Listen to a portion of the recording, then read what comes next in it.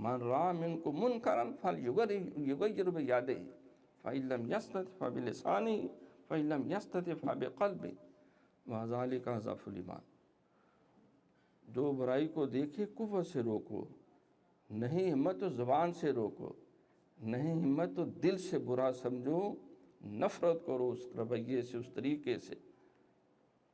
کلکم Ryan وکلکم مسئول عن رعیتہ، تم میں سے ہر کوئی نگہبان ہے اور اس سے پوچھا جائے گا جو تمہارے ماتحت ہے، ان کے دین سکھانے کے لیے، اس مشن میں اپنا وقت دینے کے لیے، اپنی صلاحیتیں صرف کرنے کے لیے کیا تربیت کی تم نے؟